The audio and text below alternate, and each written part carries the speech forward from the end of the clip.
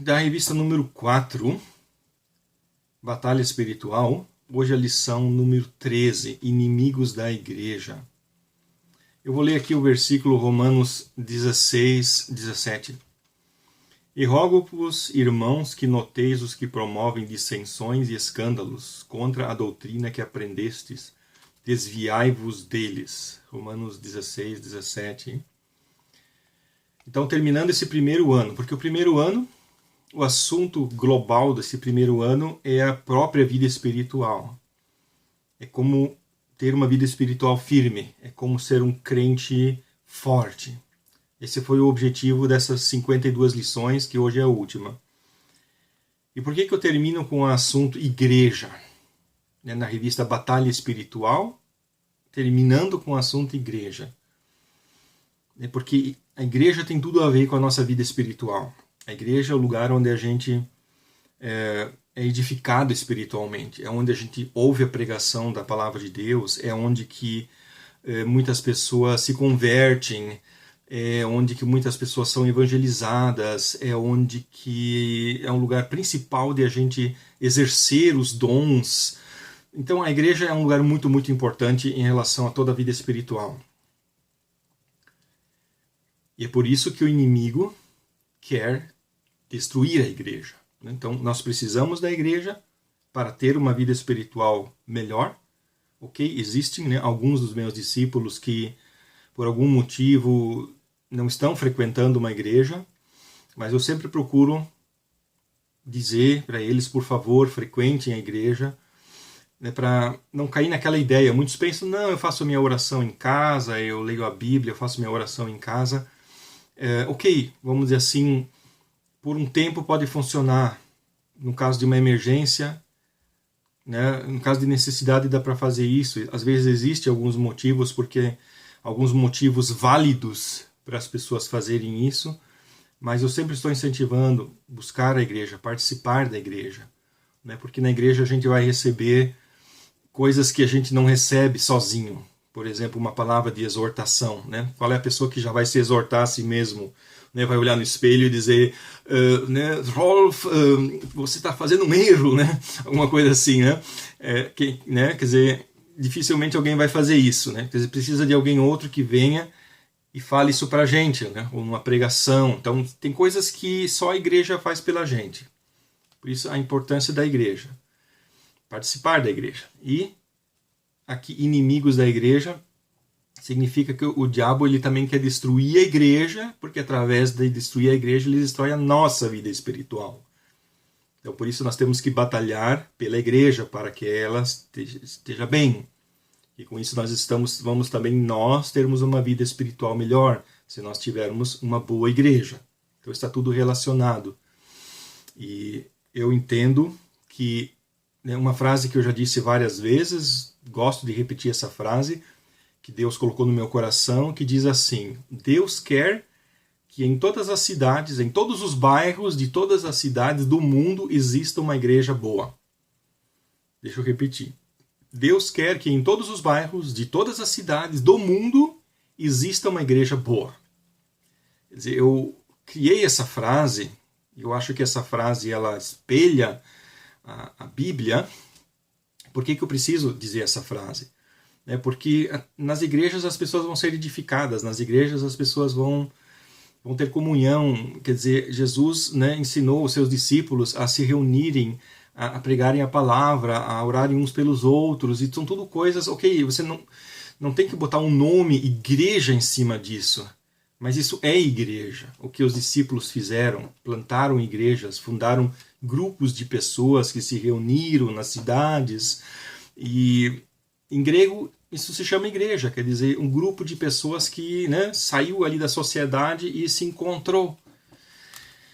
E o inimigo quer destruir, porque ele vê o poder de uma igreja saudável, o poder evangelístico de uma igreja saudável, o poder de cura de uma igreja saudável, e etc. O inimigo ele vê isso, e por isso ele quer por toda a força estragar a igreja. E esse versículo, Romanos 16, 17, ele está alertando. Rogo-vos, irmãos, que noteis os que promovem dissensões e escândalos contra a doutrina que aprendestes, desviai-vos deles. Dizendo, né, existem pessoas que estão causando confusão, que estão causando problemas, que estão causando dissensões, ou seja, divisões, grupinhos, bolinhos dentro da igreja, coisas desse tipo. Então, que isso faz muito mal para a igreja, que a gente tem que ficar longe desse tipo de gente, né? Desviai-vos dele, fica longe desse tipo de pessoa. Quando vem alguém lá fazer fofoca contra o pastor, olha o pastor, que horrível, não sei o que lá, olha o que ele fez e tal, né? Ou às vezes a coisa começa bem simples, né? Olha, o pastor pregou sobre o assunto tal, mas o que ele disse não era muito certo, né? Quer dizer, sou assim bem piedoso, né? Olha, né, eu sei mais da Bíblia do que o pastor, quer dizer, né, nas entrelinhas, né? E sutilmente, né, colocando em dúvida a autoridade do pastor e tal. Quer dizer, sutilmente está lançando ali uma semente da divisão e tal, né? Claro que é bom que o pastor sempre pregue alguma coisa maravilhosa e tal, seria ótimo, né? Mas nós não vamos contribuir para que a pregação do pastor melhore falando mal do que ele pregou. Né? E assim por diante. Nós não vamos contribuir para a comunhão entre os irmãos falando mal uns dos outros. Né? Parece assim, que é assim, se alguém fala, olha, aquele irmão, ele fez uma coisa feia, né? Ele está prejudicando a igreja, como ele é mau, né? Mas a pessoa que está falando isso, ele também, né, não está beneficiando. Porque se eu acho que alguém fez uma coisa errada, então eu tenho que ir para aquela pessoa e falar com aquela pessoa, olha, por favor, né, pare de fazer isso. Então, desse jeito, contribuir para que a coisa seja de novo restaurada, funcione melhor e assim por diante. Né? E não causar divisões, dissensões e tal. Então, que já naquela época acontecia. Claro que o diabo é o mesmo. De quem é a vantagem quando as igrejas sofrem? Só o diabo que tem vantagem. Por quê? Né? O diabo procura destruir a igreja. Para quê? Para tirar as pessoas da fé. O nosso inimigo procura derrubar os crentes da fé, para arrancar as pessoas da fé, para evitar que as pessoas encontrem Jesus, para impedir que as pessoas encontrem comunhão, amor e cura, para manter o exército de Deus sob controle, para evitar que as igrejas vivas se multipliquem. Satanás ataca as igrejas. Quer dizer, ele tem muitos motivos para atacar as igrejas, porque a igreja é o principal núcleo de multiplicação do reino de Deus. Não vou dizer que é o único.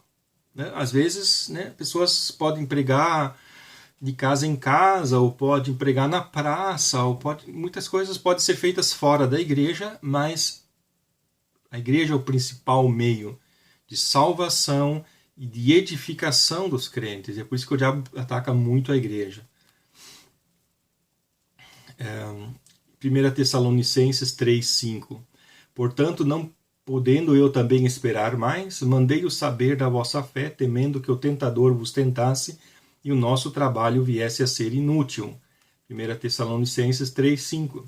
Então, Paulo aqui está preocupado, ele está querendo saber como está a fé dos irmãos da igreja de Tessalônica, por causa disso, porque ele sabe, eu evangelizei as pessoas, eu discipulei as pessoas, só que eu fui embora. Depois que eu fui embora, o que acontece? As pessoas continuaram unidas, continuaram buscando a Deus, continuaram orando, continuaram se reunindo, ou a coisa esfriou? Né? Então ele ficou preocupado, porque se a coisa esfriasse, seria o quê? Como diz aqui, o nosso trabalho viesse a ser inútil. Então o trabalho todo que ele fez lá atrás teria sido inútil. É um pensamento bem importante para a gente pensar, que muitos acham que se leva alguém para Jesus, já fez um trabalho completo, já fez um trabalho que não pode ser desmanchado. Mas não é verdade. Só levar uma pessoa para Jesus pode ser desmanchado, sim. Ou seja, essa pessoa ela pode se afastar de Jesus. E aquele trabalho foi um trabalho jogado fora, foi tempo jogado fora. E Deus não gosta disso, desperdício de tempo. Nós precisamos investir para, de fato, colher, para que as pessoas, né, como eu digo, vão para o céu quando morrerem. Que muitos pensam, né, nós temos que evangelizar para as pessoas aceitarem Jesus. Eu digo, não, Isso é só entrar pela porta. Aceitar Jesus é entrar pela porta. Mas Jesus disse, entrai pela porta e andai pelo caminho estreito. Então tem que ter as duas coisas. Não basta entrar pela porta e depois andar de ré e sair de novo pela porta. Quer dizer, tem que continuar ali, tem que continuar no caminho estreito até morrer. Esse é o ponto. Então, muitos pensam, o diabo ele está atacando as igrejas. Ele está atacando as igrejas por fora. Ou seja, que os ímpios falem mal das igrejas, ou que os ímpios odeiem as igrejas, ou que os ímpios tentem fazer leis proibindo que as igrejas existem, como no comunismo, né, onde é proibido. Então as pessoas acham que esse é o principal método do diabo trabalhar, mas não é verdade. É um método bem importante, mas o método principal que ele usa é dentro da igreja, por dentro, entre os cristãos, colocando divisões e falsas doutrinas. 1 Coríntios 1:10. Rogo-vos, porém, irmãos, pelo nome do nosso Senhor Jesus Cristo, que digais todos uma mesma coisa e que não haja entre vós dissensões. Antes sejais unidos em um mesmo pensamento e em um mesmo parecer. 1 Coríntios 1:10. Então, mais um versículo onde que Paulo pede para os irmãos, por favor, fiquem unidos, trabalhem juntos, trabalhem em harmonia. 1 Coríntios é um livro que fala muito sobre os problemas dentro da igreja. A gente vê no capítulo 14, por exemplo, falando de confusão dentro da igreja, um rompendo a palavra do outro, interrompendo a palavra do outro, eles respeitando a fala do outro, uma confusão muito grande. Então, isso estava prejudicando a igreja. E Paulo ele não fala, olha irmãos, temos que parar com isso de vocês usarem os dons de vocês. Não, ele não fala, ele fala, buscai os melhores dons. Ele fala, todos podeis profetizar, mas aí ele fala o modo como. Ele fala, mas um depois do outro. Deus não é um Deus de confusão, mas de ordem. Então ele fala, não confusão na igreja, ordem. Todos podem, todos devem, todos têm o direito de agir espiritualmente, mas com ordem, com respeito. Então o diabo ataca as igrejas desse jeito, com o desrespeito. Quando uma pessoa acha que é mais importante que a outra, que tem um dom melhor que o outro, que tem mais direitos que o outro, e assim por diante, dentro das igrejas. Então, isso prejudica o reino de Deus. Ainda hoje de manhã, estou escrevendo um livro que é um curso de preparação para discipuladores. Então, eu estava escrevendo sobre isso, sobre as pessoas que saíram da igreja. Porque muitas pessoas se converteram e não foram discipuladas, mas conseguiram sobreviver. Ficaram na igreja, aguentaram. Conseguiram, vamos dizer assim, ultrapassar uma certa barreira e conseguiram ficar. Se esforçaram e conseguiram, mesmo não tendo sido discipuladas. Então, essas pessoas acabam divulgando a ideia de que não há necessidade de fazer discipulado, que elas falam, eu não fui discipulada e estou aí, consegui sobreviver. Então, se eu conseguir sobreviver, então os outros também conseguem sobreviver. Sim, mas o que nós não enxergamos é o que desapareceu. Ou seja, as pessoas que se converteram, não foram discipuladas e se afastaram da igreja. Como essas pessoas elas não estão embaixo dos nossos olhos, como a gente não está vendo elas, a gente esquece que elas existem.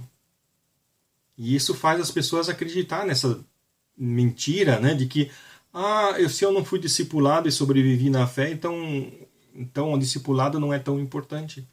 Tem muita gente acreditando nisso. Então quando eu fico falando para as pessoas, olha, discipulado é importante, discipulado é essencial, muitos ficam lá fazendo, se fazendo de bobo, achando, não, eu também não fui discipulado e estou aqui vivo, na fé, Sim, e quantos que caíram da fé por não terem sido discipulados?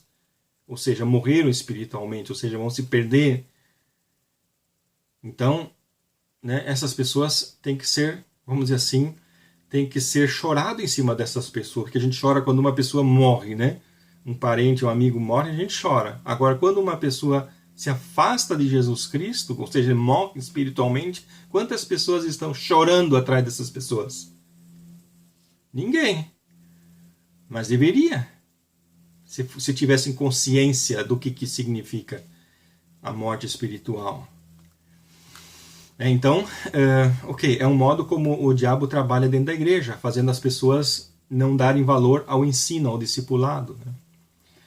Mais uma coisa, brigas, né? Aqui, Tiago 4:1, de onde vêm as guerras e pelejas entre vós, né? Quer dizer que já naquela época existia brigas dentro das igrejas, então, né, não é nada de se espantar, não é nada de dizer, oh, que coisa horrível, né? Uma igreja que tem briga, nessa igreja eu não quero ir, né? Eu quero uma igreja boa, uma igreja perfeita, uma igreja que não tenha briga, né? Então não podia ser membro da igreja de Tiago, que fala de onde vêm as guerras e pelejas entre vós. E ele responde e fala o quê? Vem da carne, da carnalidade, né? Da carnalidade, de não conhecer, de não ser um crente espiritual. Então, esse é o problema. Ou seja, de sempre de novo buscar a espiritualidade, buscar ser um crente espiritual de verdade. Crentes que aprenderam de fato o que significa o perdão, o amor, a compreensão. De que aprenderam isso no coração, não apenas na palavra. Então, brigas é uma coisa bem horrível dentro das igrejas. Cristãos, né, deveriam ter pavor desse tipo de coisa, se afastar, né, ou assim, já saber disso. Então, quando a gente tem vontade de brigar com alguém, né, que acontece também, né, e a gente se controlar, de a gente orar por aquela pessoa e procurar se acertar com aquela pessoa, né? E Tiago chega ao ponto, no versículo 8, Tiago 4:8, chamar essas pessoas de adúlteros, ou seja, adúlteros espirituais. Por quê? Né? Quer dizer, um adúltero é uma pessoa que não é fiel, né, ao seu cônjuge. E assim, um adúltero espiritual é alguém que não é fiel a Deus, que está lá orando a Deus e depois está lá servindo a um ídolo. E esse ídolo, claro, não precisa ser um ídolo aí de pedra, de pau, mas né, a própria ganância, a própria cobiça, a própria carnalidade, os desejos carnais, os pensamentos, a autoestima, né, elevada, né, o orgulho e coisas desse tipo também são ídolos. Às vezes a pessoa se idolatra a si mesma, quer dizer, orgulho é um modo, né, da pessoa se idolatrar a si mesma, idolatria porque a pessoa acha, eu sou o ser mais importante do mundo e o fulano me ofendeu, né, e tal, né? Então isso cria pessoas briguentas, né? E isso Tiago chama isso de um adultério espiritual. E Tiago convida as pessoas a se converterem, quer dizer, mudarem de pensamento, buscarem a Deus, colocarem tudo aos pés de Deus. E aqui eu escrevi autopurificação. Autopurificação é aquela palavrinha forte que eu sempre digo para os meus discípulos quando uso essa palavra, antes de citar ela eu falo, segura na cadeira. Por quê? Porque muitas pessoas não querem ver que a santificação é autopurificação, que é a gente mesmo se consertar, a gente mesmo se controlar. Pelo poder do Espírito Santo, lógico, é o fruto do Espírito, né, o autodomínio é o fruto do Espírito, mas, né, como diz, purificai-vos, consertai-vos, arrependei-vos e assim por diante. Então tem um monte de palavras que fala que nós temos que fazer. Então nós temos que deixar de ser briguentos, orgulhosos. E, claro, pelo poder do Espírito Santo, orar, pedir para Deus, né, dizer, Senhor, eu sou orgulhoso, sou isso e aquilo, sou briguento, me perdoa, me enche do teu espírito, eu quero ser diferente, eu rejeito esse espírito, né, e assim por diante. Enfim, é um processo que a gente faz. Deus está ali, Deus é o agente desse processo, mas é a gente que né, tem que aceitar essa ação dele, tem que se abrir para essa ação dele, tem que se arrepender e assim por diante. Formação de grupinhos. Né? Então, várias vezes, né, já escutei nas igrejas, né, se fulano fosse pastor dessa igreja, ela estaria muito melhor, né? Porque as pessoas olham lá para a igreja vizinha, do bairro vizinho ou da cidade vizinha, e vê que ela está indo bem e veem lá que ela tem um pastor legal, que prega bem, ou que é simpático. Então as pessoas ficam, se aquele fosse o pastor da nossa igreja. Então eles, em vez de tentar melhorar a igreja, tentar ver a nossa igreja, qual é o problema da nossa igreja, as pessoas são muito antipáticas, então o que vamos fazer? Vamos nós ser simpáticos, vamos tentar trazer algo de positivo nós mesmos para dentro dessa igreja. Não, eles acham que falando mal do pastor vão estar fazendo um benefício para essa igreja, que a igreja vai acabar convidando o pastor para ir embora, e daí que vai vir um outro, e esse outro, nossa, esse vai ser maravilhoso, e daí sim a igreja toda vai estar cheia de amor, né? É que para isso nós temos que primeiro odiar um pouco, para que depois venha o amor, né? Quer dizer, tudo ilógico, né? Tudo que não faz sentido, né? Então, né? O diabo ele opera atrás desses comentários inocentes. O trabalho dos pastores e presbíteros é muito difícil. Eles necessitam oração e não rebelião. Então é uma experiência que a gente já teve de ver como que poucas pessoas conseguem fazer uma igreja andar bem.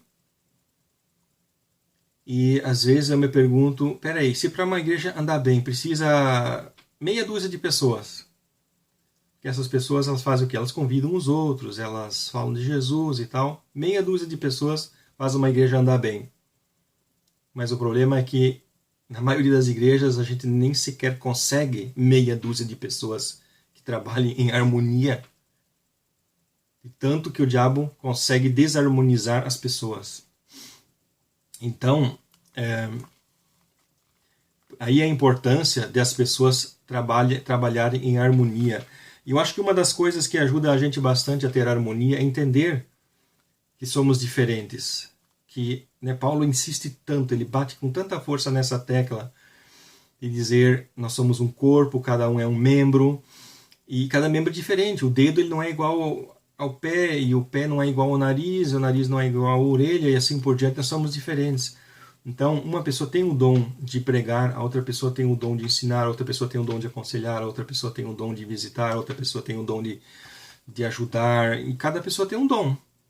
E se a gente começar a pensar, não, mas fulano ele não tem o dom que eu tenho, né? Ou então o contrário, eu queria ter tanto o dom que aquele tem, que tudo besteiras, tudo coisas que atrapalham, que geram um clima ruim entre as pessoas, entre os que trabalham na obra de Deus. E isso não deveria ser. Sobre fofocas inocentes, né? Eu já falei bastante, fofocas inocentes. Aí são as pessoas que gostam de ficar falando mal desse, falando mal daquele, sempre naquele ar assim, não, mas eu estou falando mal da pregação do pastor, né, porque com isso eu estou querendo ajudar a ele pregar melhor. Então se tu quer ajudar ele a pregar melhor, vai lá no escritório dele e fala para ele lá, mas não aqui para o vizinho, para o outro, para a outra e assim por diante. Então isso, né, é uma ilusão. Responsabilidade, o próximo título, responsabilidade. Cada seguidor de Cristo é membro do corpo de Cristo. E ele espera de cada um de nós o engajamento, o esforço, o trabalho. 1 Coríntios 15, 58. Portanto, meus amados irmãos, sede firmes e constantes, sempre abundantes na obra do Senhor, sabendo que o vosso trabalho não é vão no Senhor. Sempre abundantes na obra do Senhor. Né? Ele fala, meus amados irmãos, ele não está falando para os líderes, não está falando para os apóstolos ou para os presbíteros, está falando para os irmãos, sede firmes, constantes e sempre abundantes na obra do Senhor. Quer dizer, cada um de nós tem um papel. Claro que os discípulos, né, eu tenho insistido com os meus discípulos para não se desesperarem. Quer dizer, é difícil, vamos dizer assim, encontrar aqui o ponto médio, porque tem alguns discípulos que já se desesperam quando escutam isso, pensam, nossa, eu tenho que fazer coisas para Deus, eu tenho que sair fazendo. Aí tem outros que é o contrário, eles não, né? Daqui uns anos eu vou fazer alguma coisa para Deus e tal, né? Então eu tenho que achar o ponto médio. Eu tenho que dizer que o discipulado é um tempo de aprendizado, é um tempo de experiências, é um tempo de aprender, é um tempo de amadurecer. Mas que lá, né, já mais para o final do discipulado, a coisa tem que ir nessa direção do envolvimento, de começar a fazer alguma coisa. É por isso que nós vamos estudar na revista número 11 e 12 sobre essas questões, sobre dons, sobre, né, como é que a gente descobre o que é que Deus quer que a gente faça na obra dele e tal. Então isso a gente vai estudar lá para o final do discipulado, que encaixa perfeitamente nessa ideia. Quer dizer, discipulado, um tempo de amadurecimento, e quando chega no final, começar a pensar nisso. O que cada pessoa vai fazer, né? Porque isso é um princípio do que eu parto, que cada um vai fazer. Só o que muda é o que cada um faz, mas que cada um, que é um verdadeiro seguidor de Cristo, ele vai fazer alguma coisa. Porque cada um tem talentos, tem dons, não existe ninguém que não tenha, né? Só que às vezes a gente não descobriu, não analisou, não se preocupou com isso. Mas isso vamos ver lá na frente. Uma afirmação totalmente importante, que diz assim: cada membro do corpo de Cristo é responsável pelo corpo todo. Eu vou ler aqui Efésios 4, os versículos 7, o versículo 1 e o versículo 16. Mas a graça foi dada a cada um de nós segundo a medida do dom de Cristo.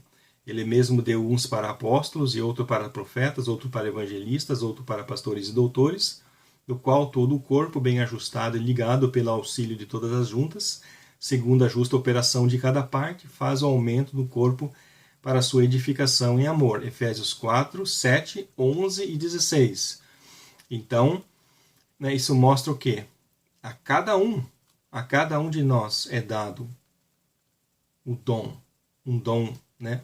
Dons espirituais, o que são dons? São capacidades potenciais de a gente fazer coisas na obra de Deus. Uns ele deu para apóstolos, outros profetas, outros evangelistas, que são diversos, mas é um corpo. Esse corpo ele tem que ser bem ajustado. Então, cada parte age, cada parte do corpo. Então, tem pessoas que pensam, peraí, como é que uma igreja pode ser, né, desse jeito? Se cada pessoa na igreja for fazer uma coisa, vai virar uma bagunça. Né? Se cada um começar a fazer uma coisa, aí vai estar todo mundo fazendo alguma coisa e um vai pisar no pé do outro. Aí eu digo, pensa no corpo. Né? Pensa no corpo. Por exemplo, enquanto eu estou falando, meu pulmão não parou de respirar. Meu coração não parou de bater. Meus dedos não pararam de se movimentar. Meus olhos não pararam de se movimentar. Meus pés não pararam de se movimentar enquanto eu estou aqui falando com você. Quer dizer o quê?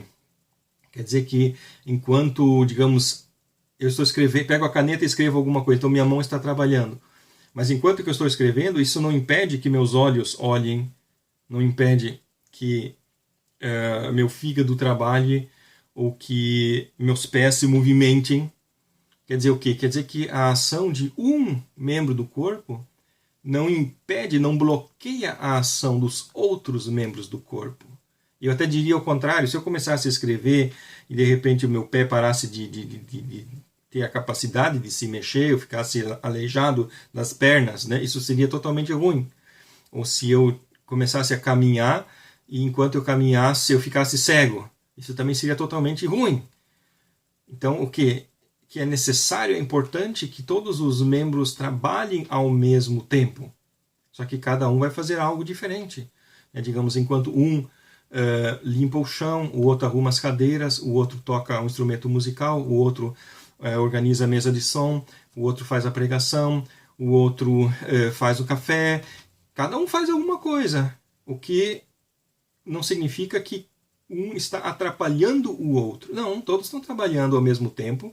E isso não significa, né, que estão se atrapalhando, que estão interferindo no trabalho dos outros. Não, cada um faz, todos ao mesmo tempo, mas isso é totalmente possível. É só a gente pensar num corpo. Então, né, temos que pensar isso. Todos nós temos uma responsabilidade. Se um membro do corpo disser, não, eu não sou tão importante, eu sou apenas o dedo minguinho, o dedo mínimo aí da mão, eu não sou tão importante, sabe o quê? Eu vou ficar aleijado, vou parar de me mexer e tal. Né? Isso vai ser muito desagradável para o corpo, ter um dedo que está aleijado. Né? Então, assim na igreja, quando um membro diz, eu não sou tão importante, eu vou apenas ficar sentado, escutando a pregação, escutando os louvores, eu vou ficar sentado e depois eu vou para casa. Né? Então isso, se a gente tivesse consciência dessa questão do corpo, que a igreja é um corpo, onde que todos os membros têm a sua tarefa, as pessoas não poderiam pensar desse modo. Então cada vez que eu entro numa igreja e vejo alguém lá, né, onde que eu assim mais ou menos imagino que essa pessoa está pensando exatamente isso, está pensando isso, eu estou aqui sentado, quieto no meu canto, só estou escutando, dizendo amém, escutando a pregação e depois eu vou para casa. Né? Aí eu penso nisso, que a igreja é um corpo, que é um corpo vivo, aí eu penso, puxa, está ali um membro, né, aleijado do corpo, e isso não é bom para o corpo. Isso prejudica o corpo, mas as pessoas não sabem porque não aprenderam, não estudaram. E o inimigo fica contente. O inimigo ele fala para as pessoas, olha, você cumpre a tua função como membro da igreja, você tem que vir na igreja de vez em quando, sentar ali bem quietinho, fechar teu bico e ficar olhando para frente, escutar o que o pastor fala e depois ir para casa. Isso é um exemplo de um perfeito cristão. Eu quase posso dizer assim, que o diabo fala isso na cabeça das pessoas. Né? Para quê? Porque ele pensa assim, bom, impedir que as pessoas aceitem a Jesus já não deu certo. Algumas pessoas aceitaram a Jesus dentro da igreja. Mas então pelo menos vou impedir que essa igreja seja viva, que ela seja um corpo, que ela adquira poder. Sim, porque se todas as pessoas na igreja trabalharem, se envolverem, começarem a convidar outras pessoas, começarem a pregar, evangelizar, visitar, essa igreja ela vai crescer muito rápido. E aí muito mais pessoas vão ser salvas. Né? E o diabo sabe disso, então ele tenta fazer o quê? Ele tenta dizer exatamente isso para a pessoa. Olha, você foi salvo, quando você morrer você vai para o céu. Então agora você senta ali, escuta a pregação e depois vai para casa. Né? E aí você, pronto, já completou o teu dever. Né? É uma mentira. É uma mentira, porque a Bíblia está cheia de textos que falam, né, de que nós temos que produzir, como Jesus disse, né, para que vades e deis fruto. João 15, né? O ramo que não está em mim, o ramo que está em mim não produz fruto, né, é cortado. Quer dizer, tem que produzir fruto, ou seja, fazer alguma coisa. Se deixar usar por Deus. Se envolver na igreja, né, ter responsabilidade. O título que estou tratando agora é responsabilidade. Nós somos responsáveis pela igreja. A igreja não é a igreja do pastor X, mas ela é a nossa igreja. Cada um tem uma responsabilidade, cada um, né, é uma pedra dentro daquela igreja, da construção daquela igreja.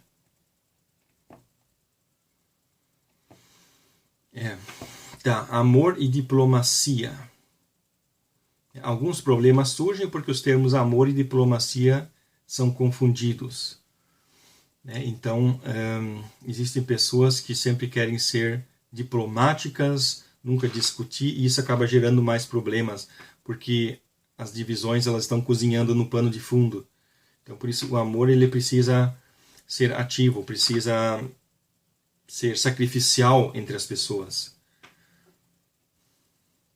Porque aqui diz, diluir o evangelho fazendo acordos. Tem muitos que pensam assim, que é uma questão de fazer acordos. Vamos tentar chegar a um meio termo. Tal pessoa quer isso, aquele outro quer o contrário. Então vamos conversar. Olha, você cede um pouco, você cede um pouco.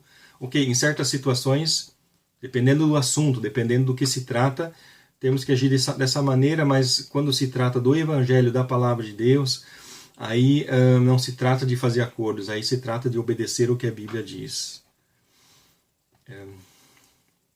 Ataques à sã doutrina. Agora um título grande, uma parte importante dessa lição, como é que o diabo destrói a igreja, ou seja, destrói também muitos cristãos, atacando o ensino, né, doutrina, o ensino, os ensinamentos. No momento que o diabo consegue trazer falsos ensinos para dentro das igrejas, diluir a palavra de Deus. Então, muitas pessoas não veem muito mal em trazer ali alguma coisa um pouquinho diferente, para dentro da igreja. Eles acham, tal coisa não é proibida. Então, a Bíblia não fala diretamente contra. Que eu poderia dizer? Por exemplo, teologia da prosperidade. Então, tem pastores que pegam lá os textos e dizem, olha, Deus está te prometendo, se você der tanto, Ele vai te dar tanto, porque aí pega lá os textos e cita. Mas que são textos contrários à Bíblia. Contrários, por quê? Porque, no Antigo Testamento, Deus prometeu para os judeus, em Deuteronômio 28, se eles fossem fiéis, se eles obedecessem, se eles buscassem a Deus, se eles fossem fiéis a Deus, eles permaneceriam na terra de Israel, de Canaã, permaneceriam na terra de Canaã, eles iriam plantar muita coisa nessa terra de Canaã, iriam colher muita coisa nessa terra de Canaã, e ficariam ali por muito tempo nessa terra de Canaã, tendo uma vida próspera. Mas se eles não fizessem isso, se eles não fossem fiéis a Deus, se eles não guardassem a palavra, Deus iria permitir que eles fossem expulsos e fossem assaltados, fossem roubados. Deus iria permitir. Ok, então, para os judeus, vale essa regra, vou dizer assim. O judeu, se ele quer ser rico, tem que fazer o quê? Obedecer a Bíblia. Né? Quer dizer, eu conto como uma piada no sentido assim, mas ele não vai para o céu. Vai ser rico, mas não vai para o céu, né? Porque não crê em Jesus Cristo.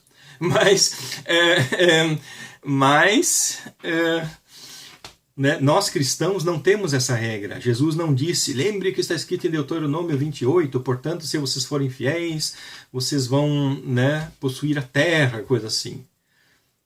Ele não falou para os apóstolos, olha, apóstolo Pedro, se você for fiel a mim, né, você vai ser muito rico, vai ter uma casa na praia, um casarão e não sei mais o que, vai ter, né, isso e aquilo, dinheiro e sei lá mais o que, né? Não, Jesus não prometeu nada disso. Até, né, pelo contrário, ele falou, quem quiser crer em mim vai ser perseguido e tal. Quer dizer, então para hoje não vale mais. Essa mensagem não vale mais para hoje. Mas tem pessoas que estão fazendo, estão usando. E eles acham, que mal tem, né? Trazer aí um adendo, alguma coisinha ali, né? Para dar uma animada nas pessoas, para elas serem um pouquinho mais materialistas e pensarem um pouco mais em dinheiro, trabalhar um pouco mais e dar mais ofertas para a igreja, sei lá o quê, né? Todo mundo vai ser beneficiado, né? Mas está errado, né? Nós não podemos ser materialistas. Nós podemos ter um bom emprego, ganhar um bom salário, mas nós não podemos ser materialistas, nós não podemos estar apegado às coisas materiais. Se a gente tem a bênção de ter um bom salário, um bom emprego, a gente, né, ajudar os pobres, ajudar as pessoas, ajudar a igreja, isso é uma bênção, mas não colocar o dinheiro como alvo. Então, assim, é um exemplo como que o diabo trabalha na área da doutrina. O diabo não chega dizendo assim, olha, prezada igreja, tem uma sugestão para vocês, vamos virar satanistas e todo mundo vai ficar rico, né? É claro que ninguém ia aceitar, dizer, não, nós somos cristãos, nós não somos satanistas, nós somos seguidores de Jesus Cristo. Então o diabo ele não chega falando assim, olha, vocês têm que negar a Jesus Cristo, vocês têm que falar que Jesus Cristo não presta, coisa assim, né? O diabo não chega desse jeito falando para as igrejas, ele chega, né, como se fala, comendo o bolo pela margem, oferecendo aqui. Então por isso que é bem importante a gente conhecer bem a Bíblia. Quer dizer, o diabo tentou Jesus usando textos bíblicos, né, tirados do contexto, e assim muitos estão ali, pegam um texto bíblico daqui, outro dali, vai tirando do contexto para fazer as pessoas devagarzinho se desviando da pura doutrina bíblica, se desviando, se afastando, e assim se afastando de Deus no final das contas. Como, por exemplo, a religiosidade. A religiosidade é um outro método desses que o diabo usa para afastar as pessoas de Deus. Quando as pessoas começam a achar que o que salva eles é a religiosidade, ou seja, as tradições, as coisas que existem na igreja, né? Digamos, eles vão na igreja ver lá velas lá em cima, né? Essas velas santas, né? Ou então a Bíblia em cima do altar, essa Bíblia santa, né? Claro que a Bíblia nos ajuda a gente se salvar, porque a gente lê ela e, né, Deus fala com a gente, mas ela lá em cima, né, do altar, da mesa, ela não é um objeto que salva. Ou então tem pessoas que acham que o batismo vai salvar elas. Ah, porque eu sou batizado, pronto, está tudo garantido, tenho a salvação. Ou outras acham que, eu vou lá na igreja, né, lá tem um prédio grandão, que tem uma torre, tem um sino lá, é uma casa de Deus. E lá está Deus. Se eu for lá, eu vou encontrar Deus e ele vai, né, só eu indo lá já vai fazer, porque é um local sagrado. Então isso é religiosidade, são visões distorcidas da fé em Deus. São pessoas que acham que Deus usa coisas para salvar as pessoas. Deus não usa coisas para salvar as pessoas, porque quem salva as pessoas é a pessoa de Jesus, não uma coisa. A pessoa de Jesus é o nosso Salvador. As coisas, digamos, da gente ir num local, num prédio, para a gente se reunir, mas não é o prédio que salva a gente. Como também, né, não é ali uma Bíblia em cima de um altar que salva a gente, mas sim quando a gente lê a Bíblia e conversa com Deus. E assim, né, ou por exemplo a Santa Ceia. Tem pessoas que acreditam que tomando a Santa Ceia recebe o perdão dos pecados, sendo que não é isso. Não é uma coisa, não é um gole de vinho e um bocado de pão que vai te dar a salvação, mas aquilo só vai te ajudar a pensar na salvação. Então tem pessoas que focalizam no ponto errado e com isso, né, perdem o bonde, vamos dizer assim, porque acham que são essas coisas que vão salvar ela. Então também é uma distorção doutrinária, um modo como o diabo arranca as pessoas de Jesus. Porque as pessoas já não vão na igreja para buscar a Deus, para se encontrar com Deus, para conversar com Deus, mas vão na igreja porque acham que lá, porque lá tem, né, tem um pastor bem vestido, e porque tem, sei lá, uma Bíblia em cima do altar, e porque tem lá um tapete vermelho, e porque tem isso e aquilo, e porque é um prédio lá que tem uma torre bem alta, e que são essas coisas que vão salvar a pessoa. Então essa pessoa é um idólatra, ela está se apegando às coisas, ela acha que são as coisas que salvam. Então é muito sutil, é muito, muito sutil. É algo assim, né? É um desvio de 1 grau. Um desvio de 1 grau, quer dizer, né? E vamos dizer assim, quem já pilotou um navio, um avião, ele sabe, um desvio de 1 grau significa que você nunca vai chegar no destino. Porque, né, aqui, no ponto de partida, se desviar 1 grau parece ser nada, mas você vai chegar num país voando de avião e desviar 1 grau vai chegar num país totalmente diferente. Então, 1 grau, né, é importante. Então, por isso a doutrina, a gente permanecer na doutrina, por isso a importância de estudar bastante a Bíblia, de fazer o discipulado, de, né, buscar a Deus, todas essas coisas. E quando você vai ler a Bíblia, ler ela de modo espiritual. Né, que existe também pessoas que leem a Bíblia de modo supersticioso, né, que pegam assim, deixa eu ler aqui um versículo para ver se eu vou ter sorte hoje, ou alguma coisa assim. Também, quer dizer, está lendo a Bíblia, mas está lendo de modo errado.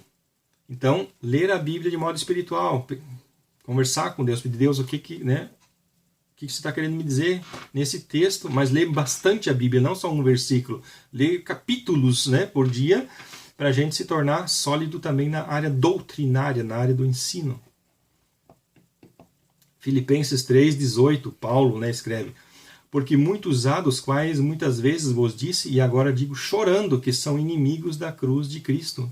Filipenses 3,18.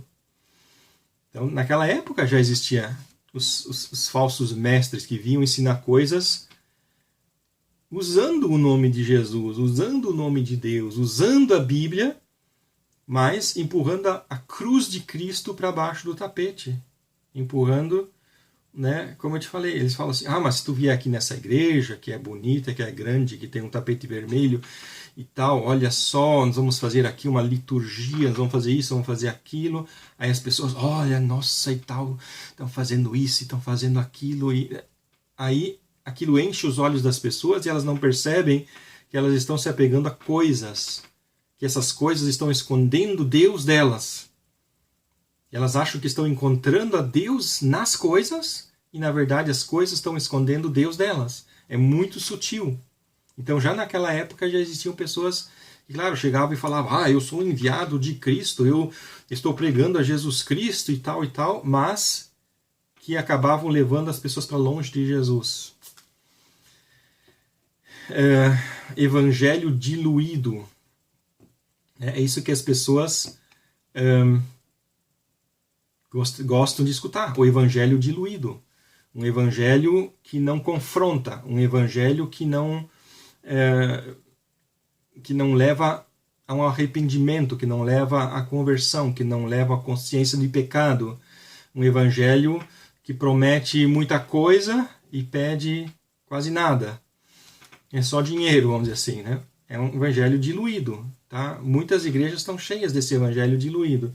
As pessoas vão lá, batem palma, cantam, louvam, o que não é ruim, né? Eu gosto de bater palma também, né? Quando canto na igreja, gosto, mas acontece que às vezes aí você está levando junto um monte de bodes que estão indo lá na igreja para cantar, pular, bater palma, só para isso, não para... que não entende que isso são apenas coisas secundárias ao lado do que? Da humilhação, da oração, da santificação, que é da autotransformação, que é do quebrantamento, que é do jejum. Né? Então, ao lado dessas coisas, claro, é bom também cantar, louvar e tal, mas tem pessoas que só querem isso, o prazer.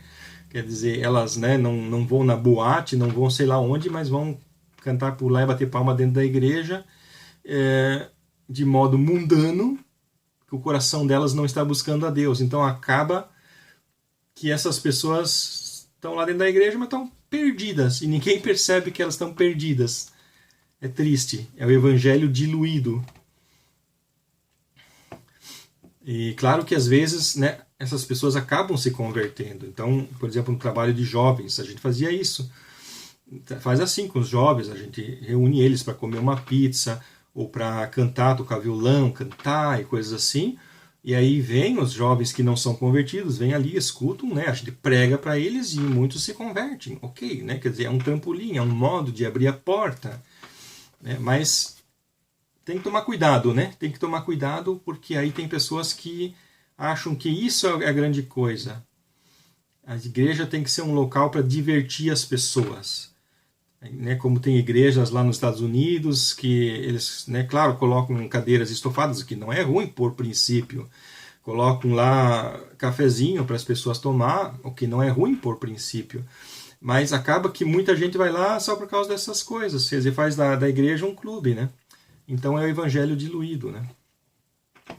Exortação. Para terminar, aqui a última palavra, exortação. Satanás procura nos desanimar para que fiquemos amortecidos, né? Apocalipse 3,16. Amornecidos, que é aquele texto, Apocalipse 3,16, famosíssimo, né? Porque não sois quentes nem frio, estou a ponto de vomitarmos da vossa boca. Então os cristãos estão lá amornecidos, né? Por quê? Porque não têm firmeza doutrinária, porque não estão orando, jejuando, clamando e coisas desse tipo. Ou não estão buscando a unidade da igreja, não estão se esforçando para serem instrumentos de Deus, então estão ficando mornos na fé. Por isso somos exortados frequentemente no Novo Testamento a ficarmos firmes, não cansarmos, a batalharmos, manter o foco no alvo, identificar falsas doutrinas, rejeitá-las e condená-las. Né? Então 2 Coríntios 13:5 é uma boa exortação. Examinai-vos a vós mesmos se permaneceis na fé. Provai-vos a vós mesmos, ou não sabeis quanto a vós mesmos que Jesus Cristo está em vós, se não é que já estáis reprovados? Uma palavra muito forte, quer dizer, pode acontecer de cristãos se desviarem da fé. Examinai-vos a vós mesmos se permaneceis na fé. Então, permanecer na fé é uma luta. Outro versículo, Filipenses 3,14, prossigo para o alvo pelo prêmio da soberana vocação de Deus em Jesus Cristo. Quer dizer, lutar para conseguir o prêmio. É uma luta, é uma dificuldade. Então a Bíblia convida a gente para a gente orar, ficar firme, ficar solidificado, né, na doutrina dos apóstolos, no ensino bíblico correto, no ensino bíblico que emana da Bíblia. Isso nós vamos ver na semana que vem, na próxima lição, a questão da Bíblia, que ela é a palavra de Deus. Porque o segundo ano, quer dizer, a revista 5 até a revista 8, que é o segundo ano, trata sobre a Bíblia. Então, nas primeiras lições, a gente vai analisar isso, né? Que a Bíblia é a palavra de Deus. E como é que a gente lê a Bíblia do modo certo? Isso vamos ver, né? O último título, as igrejas possuem ótimas ferramentas. Cuidar de si mesmo e lutar contra o inimigo é difícil. Fazer isso em conjunto com a igreja é mais fácil, pois podemos orar uns pelos outros, incentivar-nos mutuamente e ter coragem. Quer dizer, né, deveria ser o certo, assim que deveria ser uma igreja viva, uma igreja onde que um ora pelo outro, um incentiva o outro, fique firme e tal, né? Então, uma igreja bíblica, ela tem essas ferramentas para nos ajudar quando a gente vai na igreja, né? Essa é a sensação que eu tenho quando eu vou nas igrejas, né? Onde é que eu vou aqui, eu tenho as igrejas que eu costumo sempre ir, não vou sempre na mesma, né? Porque tem uma que a gente é membro, tem outra onde é que a gente dirige. Então, nessas igrejas, eu saio, venho para casa e sempre tenho claro para mim, hoje valeu a pena. Hoje de novo valeu a pena, hoje eu ganhei alguma coisa, hoje eu fui abençoado, hoje eu fui alimentado, hoje, né, recebi alguma coisa, recebi uma palavra, recebi uma revelação, entendi alguma coisa. Enfim, sempre volto para casa com um sentimento positivo de que eu fui edificado e tal e coisa. Então as igrejas possuem ótimas ferramentas. Então se o assunto da revista número 4, que nós estamos terminando, é batalha espiritual, encaixa perfeitamente nesse assunto, esse título. As igrejas possuem ótimas ferramentas. Quer dizer, a igreja é um ótimo lugar para a gente batalhar espiritualmente, porque estamos batalhando com outros. Se um soldado luta sozinho, é muito complicado, mas se ele luta, né, com um batalhão, se torna muito mais fácil para ele. Então, para a gente vencer o diabo, é melhor em conjunto, em grupo, com outros cristãos. Por isso, só posso incentivar, né, busque a igreja, fique unido à igreja, a outros irmãos, a um grupo, enfim, a pessoas que te ajudam, que te abençoam, que oram por ti, que te aconselham e assim por diante. Eu ainda vou ler as perguntas que a gente logo vai debater. Número 1, por que as igrejas são tão atacadas pelo diabo? Número 2, cite alguns métodos que o diabo usa. Número 3, encontre paralelos entre o jeito que um bancário reconhece notas falsas e como um discípulo de Cristo pode reconhecer falsas doutrinas. Glória a Deus. Mas antes de eu terminar, deixa eu só ler a próxima página aqui, né? Você que trabalha no banco já consegue imaginar alguma coisa. Tá. Jesus Cristo não discipulou seus 12 apóstolos somente pelo prazer de discipular, mas teve um alvo em mente, prepará-los para serem seus servos e representantes, o qual perseguiu nos cerca de 3 anos que demorou naquele treinamento. Nesse discipulado fundamental, avançamos 12 meses e aprendemos muito, mas ainda não atingimos o alvo. Somente no final dos 3 anos é que o discipulado estará completo e podemos dizer que atingiu seu objetivo, o qual Cristo tinha em mente ao convidar as pessoas a serem os seus discípulos. Na próxima aula vamos avançar a uma nova etapa, o discipulado aprofundado, que é o panorama bíblico, ou como eu te falei antes, o curso Fundamentos Teológicos da Bíblia. Esse, né, é o próximo degrau, a próxima etapa, é o segundo ano dos 3 anos. Então, eu tenho certeza que vai ser muito interessante também esse próximo curso. Amém. Glória a Deus.